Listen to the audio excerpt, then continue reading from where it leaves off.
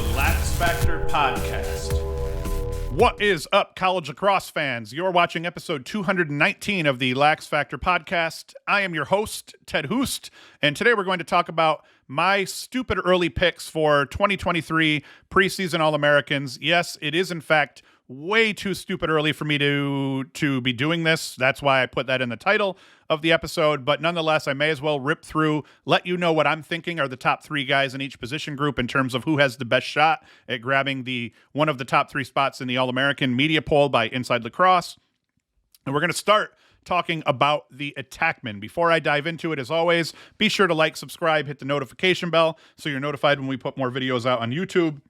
You can watch this across all platforms, all platforms that do video, mainly YouTube, Spotify. You can go to our website, LaxFactor.com, watch all of the videos there, and you can also support us by buying t-shirts. We have our own custom designed t-shirts and all that crap, so you can go to LaxFactor.com, get yourself some t-shirts. We have our new Club Lacrosse All-Star t-shirt here that we put out. That's all custom designed by me or someone that I pay to design them. But that is it. I want to dive right into this and not waste any more time. And the first guy I want to talk about is none other than Matt Brandau, senior out of Yale. I believe he has one more year left at Yale not at Yale, but he has one more year left if he decides to transfer out of Yale. But I could be wrong on that. Now, even though I've always given Brandau props as being one of the best attackmen in the country, I haven't been able to talk to him a whole lot because of the 2020 shortened season due to COVID, and then the Ivies didn't play at all in 2021.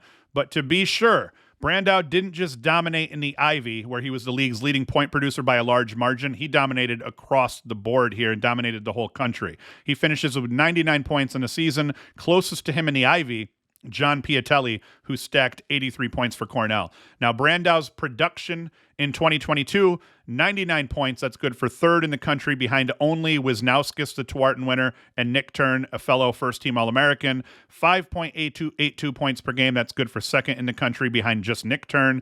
57 goals, fifth in the country, a 41.3% shooting, which is off the charts for a guy that gets as much attention as Brandau does.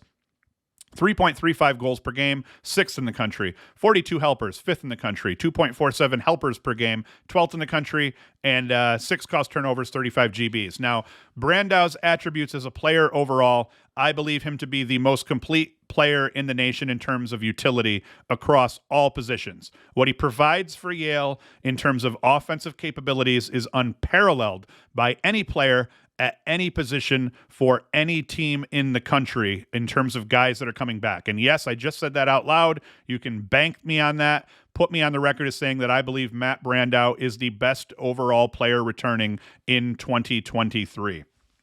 Now, as a Dodger, lethal. There's no way to guard him because he can beat you from any spot on the field overall. He can beat you with a quick step and speed from X and finish just as he gets above GLE. And one thing I'll say about Brandau, he doesn't need to be more than an inch above GLE to smoke you. You'll see a lot of times where guys don't take that extra step to greatness, so to speak, and they shoot too early as they're just cresting GLE. That is not Brandau. If Brandau is taking a shot when he's an inch above GLE, it is because he knows exactly what he's doing, and he's one of the best finishers in tight spaces like that in terms of just crossing that imaginary line. One of the best finishers you'll see with no angle overall.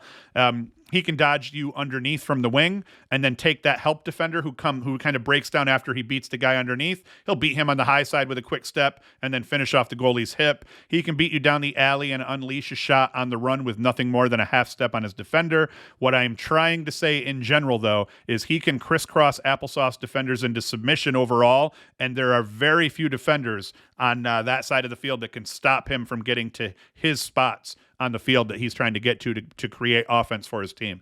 As an off-ball threat, excels beyond what you would expect from a guy that's capable of anchoring an entire offense with the ball in his stick. It's one of his superpowers. And one of the reasons that his shooting percentage is so high is because he doesn't just try to score with the rock. If he doesn't have the rock, he's not moping and waiting to get the rock. He's working off ball, trying to get himself open, trying to make his teammates' lives easier. And despite being an incredible ball carrier, he never stops working to get open when he doesn't have the ball in his stick. Beyond proficient overall as an off-ball threat. Now, as a shooter, I heard Paul Carcaterra say this when I was watching his highlight cut. He said that Brandau shoots through pressure and sticks as well as anyone in the country, and I agree with that. Give him time and room, he's going to scorch you. You got a defender that's kind of breaking down on him as a help defender, and he's just going to shoot it around that dude's face. He'll wrap that missile off their body, blast them in the face with a stick on that follow-through. One of my favorite things to do as an attackman is to take a shot and use the defender's body as your kind of stop and as leverage to just rip that even harder. Instead of following through, you're following right through into the defender's mug. That is just a great feeling as an attackman, especially if the ball goes in after. As a finisher, BTBs, shovels, backhands, you name it, he's done it. Very creative as a finisher and can do so anywhere near the cage, around the cage, you name it. No matter what his body positioning is, he'll find a way to get a shot off. Now, one thing that I think of in terms of who's the most highlight reel worthy finishers on this list, that are they're the two guys off the list are Kavanaugh. Does not make my list, spoiler alert, as one of the top three, and O'Neal does not make my list, spoiler alert, as one of the top three. They're probably the most colorful finishers and the best finishers overall on this list, but that's the beauty of what Brandau does is you have all these different traits that you need to develop as an attackman. How are you with the ball in your hands as a dodger? Can you get a step and create offense for other people by drawing a slide? How are you as a finisher? How are you as a feeder? How are you as a spot shooter? How are you off ball? Everything that Brandau does, he does with proficiency that is beyond normal. He is highly proficient at every aspect of the game, which is why I take that kind of hot, my hot take, or maybe some will think it a hot take in terms of me saying I believe he's the best overall player, period, returning in 2023. He does everything well. In transition, quick starts, broken plays, his head is always up. He will always press the defense, force them into making a decision, and then will execute accordingly based on what they do. Slide to him, he's going to put a dime in the box of a teammate. That dude's going to score. Don't slide to him or slide away. He's going to put 2 or 3 fakes on your keeper and will bury it as your keeper is falling on his ass. He will scrap. He will fight. He will claw his way into points for his team. He's as smart as they come. He's tough. He's gritty. He's aggressive in all of the best ways with very little downside. Now, it's weird calling Yale a blue-collar team because the style of play that Yale puts on the field is very much blue-collar. They are quick and fast. They are mean. They do all of the little things well. They're going to scrap for every ground ball. They're going to beat you up and play insanely physical. They're going to be aggressive offensively. Brandau encompasses all of those traits and none of the ones that don't fit into that scheme. The dude is as good as they come. He fits this scheme and this team like a glove. And I expect for him to have a 100-plus point season in 2023, and I think he will end up being one of the favorites for the Twarton Trophy as well overall. Now, I've talked about him. He's my top guy. I think he definitely is going to be I think there's almost zero chance he's not a first-team All-American outside of injury. Now let's talk about the next guy on my list. Connor Shellenberger Jr. out of Virginia. Now, last week I said that Shellenberger is perhaps the most complete player in college lacrosse, and I still stand by that. He is perhaps the best overall player in college lacrosse. I think that the truth is that Brandau is that guy. He is that guy. He is not perhaps that guy. Shellenberger, though, I don't think is too far behind him overall. I kind of put Brandau ahead of Shellenberger for 2 reasons. One, Brandau is a little bit more, has proven so far to be a little bit more of a goal-scoring threat than Shellenberger, but I caveat that one with Shellenberger just isn't necessarily called to score goals for Virginia as much as Brandau is for Yale. Virginia has a lot of high-level offensive talent around Shellenberger. You just have Moore and Cormier alone, and those are 2 goal hawks. Matt Moore being a do-or-die Dodger that's looking to score goals. Cormier just looking to score goals off of feeds primarily, but can also dodge and hurt you. So he's got a lot of talent around him, and I'm wondering how much that has played into his goal-scoring production overall. So we'll see what changes here in 2023. Now, his production in 2022, 76 points, 9th in the country. 4.75 points per game, 11th in the country. 32 goals off 36% shooting, 44 helpers, 4th in the country. 2.75 assists per game, 5th in the country. 4 caused turnovers, 24 GBs. I was surprised he didn't have more caused turnovers as part of kind of UVA's famed brutal ride. Shellenberger's attributes as a player, as an offensive quarterback, he is beyond proficient. And like I said, I wonder how much we haven't seen out of him as a goal-scoring threat up to this point in terms of being a true dodging, dodge first, score goals first kind of threat. I don't think he's ever going to go that way. I think he's always going to be a 50-50 guy. I think he'll be a little bit closer to 50-50 in 2023. What's he got here? 32 goals and 44 assists. I expect for those goal numbers to kind of go up in relation to his assists just a little bit.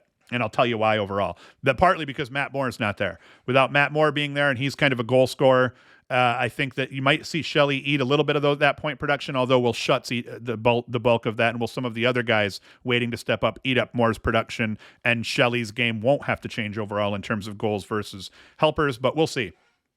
As a shooter, finisher, he hangs in the area of better than most. Like Brandau, he plays well in space, can finish with guys in his grill. He'll scrap and score both transition and garbage goals. He's working off ball when the ball isn't in his stick, and that is a very important trait for a top-notch attackman to have, is what are you doing when the ball isn't in your stick? If you're a quarterback of an offense and you're not playing off ball just like all your buddies when you don't have the rock, what are you even doing? And that's one of the things with all three of these top guys that I'm going to talk about is they're proficient in every aspect of the game, and they've proven that they're efficient in all aspects of the game as playing at a high level and against really good talent. He excels playing, dodging, feeding from X and on the wings, and I think we'll see a lot more of Shellenberger playing above GLE in an effort to take advantage of his insane upside. Like I said, he played a lot behind the cage, a lot at GLE, and that's not to say that he doesn't dodge from out top and things of that sort as well. He can do that as well as anyone to boot. But I'm just wondering here now, with Moore not there, it changes the landscape of the offense a little bit. I've heard already Schutz is looking really good at X, so that frees UVA into putting Shelley more on the wing and playing above GLE, which I think is only going to be good for that offense. Now, on teams like UVA, the stars sometimes have to share their shine, which certainly decreases their actual output in terms of overall points, but anyone that knows lacrosse and has eyes that they could actually see with knows that Shellenberger, he's one of the elites, even if his stats don't always stand out, because in terms of the points per game, it's not off the charts, but it's only by design and because they haven't needed him to step up in that way yet. I think 2023 we may see him do so. Now, this is where I'm going to eat a little shit. I promise you that. My next guy, the guy who I think has the best chance of taking that third spot on this first-team All-American list right now, is Jack Myers. Now, many will have expected me to go with O'Neill or Kavanaugh for that third spot, and like I said, it's going to cost me views, I'm sure, because I didn't, although I did work their mentions in here enough that maybe I'll still get some benefit from that. But they're the first two guys that I'm leaving off. They're the first two spots on my second-team list right now for attackman. And I'm not going to put out a second-team list. I'm only going to go through and do the top three for each. But this is, like I said, my prediction for who I think right now has the best chance of grabbing that spot. The All-American spots typically favor upperclassmen, and a guy like Jack Myers right now, he had help last year, albeit not nearly as much help as these other two guys that I've already talked about had. But what I did like about him is what he did against quality opponents. His overall production is right up there with the best in the country, but what he did against teams like Maryland, 2-4, what he did against Notre Dame, 4-3, what he did against Rutgers, 2-3. Now, granted, they lost all of those games, but he was one of the only bright spots in those losses at that point. Now, you can make the argument that what he didn't do in Ohio State's first losses to Cornell and Rutgers should keep him from being a first-team talent, but he played better in follow-up losses to both of those teams, putting up 5 points against Cornell in their second meeting and 3 points against Rutgers in their second meeting. So, yeah, he always showed up and put points up. It was just like in some of those losses, he did get a little bit quiet after having a really hot start early in Ohio State's non-conference schedule. And then once he got into the conference game, though, by that point, he had fallen back into his stride and he was looking good again.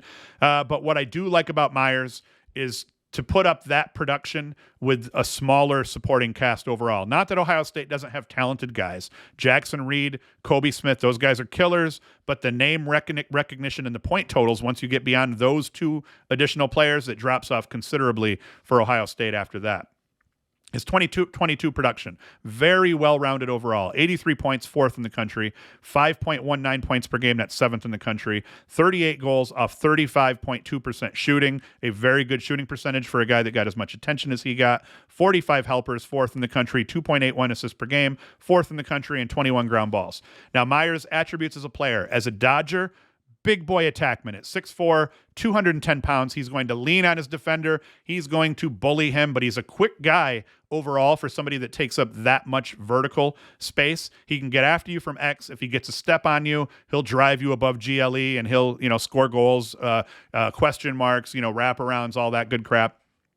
As a feeder, the best in this bunch, I think, overall. When you watch clips of Myers, you can't help but notice how often he fits ill-advised feeds into very tight places, and the outcome is positive overall. As long as guys, I think, keep moving in this offense, that's part of maybe the benefit of Ohio State not having the name recognition and the point output from a lot of these guys is the Ohio State midfielders last year played their roles well, especially that second midfield line. I think that overachieved at times. That first midfield line was very solid overall. So as long as guys continue to play their roles well, keep moving, and finish shots when he's putting dimes on their sticks as they're cutting, I think you're going to see him continue to accumulate dishes overall and just, compound those assist numbers. As a shooter and a finisher, there are far better shooters and finishers that'll end up All-Americans. But, any guy that's 6'4", they're going to have the leverage necessary to be solid step-down shooters and finishers overall, because it's just hard for goalies to track when you got these big, tall, lanky dudes ripping shit on him. But he's also got soft enough hands that he can finish in close. And he plays pretty solid ball, off ball as well, although I think he's going to have to carry the rock a lot for Ohio State here in 2023. Like I said, all in all, nothing sexy about picking Myers as my first teamer, and I would have certainly fared better in terms of views overall if I had plugged O'Neal or Kavanaugh into this spot. But the truth is, Ohio State is going to need to lean heavily on Jack Myers if they're going to have any chance at all of making the NCAA tournament. He's going to be without Jackson Reed, who they've lost, who was a solid target, but they add LIU transfer Richie LaCalandra, so that should help a little bit with some of the goal scoring in 2023 with some of the losses that they had. But I think we're going to see Myers' goal numbers increase a little bit, especially early in the season as they're trying to figure out their identity, and as the season wears on and teams go back to trying to devote just a metric shit ton of their efforts into stopping him. I think you'll see the dish numbers get back up. I think he's definitely going to be assist heavy in his totals, but I think you're going to see him be, by design, a little bit more of a goal scoring threat here and there. But make no mistake, he is going to be dishing dimes all over the field. A great feeder, like just weird spots where you'll just see him drive up from X, up that right side, a dude will backdoor his man, and he just kind of just throws one like this, across his body, and boom, right on the dude's stick, and the dude scores. He had a really nice feed. I think it was in the North Carolina win to Mitchell Pelkey of YouTube fame, where I was initially, it was just like, okay, that's a goal. In basketball, you see it a lot where a dude will pull up for three and the coach is like, no, okay, it went in. So you feel trepidation at first as that ball's in the air, heading to that dude, but somehow it finds the guy's stick and ends up in the back of the net. So that's why I really like Myers overall. And like I said, veterans tend to get spots. I think that the Big Ten isn't necessarily going to have another guy capable of being on the first team. I think Myers is probably the best overall attackman coming out of the Big Ten here, depending on what guys in Maryland do. You never know who's going to step up for Maryland. So other guys, I think that, like I said, I could have mentioned Pat Kavanaugh. Could he be on this list? Certainly. 25 goals, 39 assists, 64 points. Why didn't I put him on the list? Because he put up a bunch of points in bursts against Syracuse. I want to say he had 13 to 15 of his 64 points against Syracuse alone. So I felt like he didn't have necessarily the track record that the other three guys I've mentioned already had against top quality opponents, although he killed some of them as well. Brennan O'Neal, 53 goals, 21 assists, 74 points. Could have put him in here. My only knock on O'Neal's game is when pressed in terms of, hey, He needs to go to the rack, do or die, get a shot off. That's where I think his shot selection and his shooting percentage suffers. I think most other places on the field, he's as good as it gets in terms of his finishing capabilities. I think when pressed and when they really need something out of him at times, the shot selection is a little bit wanting, but that's going to improve. And maybe in 2023, he flips it and he goes for 90-plus points, and he absolutely owns one of these top 3 spots. Certainly, he's capable of being a top 3 talent overall, and he's probably got more talent than a guy like Jack Myers. Right now, Jack Myers just has the experience, that O'Neal lacks up to this point.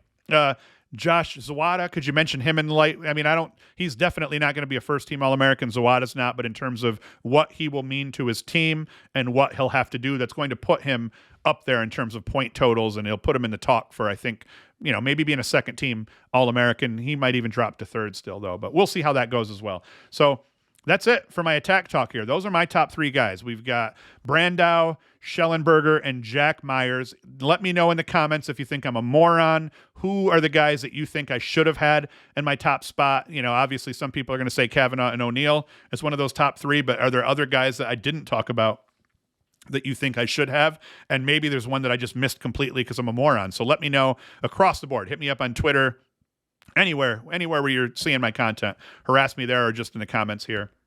As always, though, thank you for watching. Thank you for listening. Be sure to like, subscribe, share the crap out of this with everybody. Next episode, we're going to talk about the midfielders specifically. I've got my top 4. I'm going to do my top 4 midfielders, actually. Actually, you know what? I even have a top 5 midfielders. So that one's going to be a little bit deeper because the midfield teams are so solid. So we're going to talk about my 3 top guys plus 2 in a little bit more depth that I think might be able to steal some of those spots. And then we're going to go through all the positions. I've already got the defense written up. I've got face-off specialists written up, LSMs, short stick D-mids. I've got every group that we're going to talk about and goalies. So that'll be in the coming weeks. Each week I'm going to put a new one out. The next one up is midfielders next week. So as always, be sure to like, subscribe, hit the notification bell. You can go to LaxFactor.com, watch all of our videos there. You can buy t-shirts and swag and all that good crap. But that's it. Thanks for watching. Thank you for listening. And Hoost is out. The LaxFactor Podcast.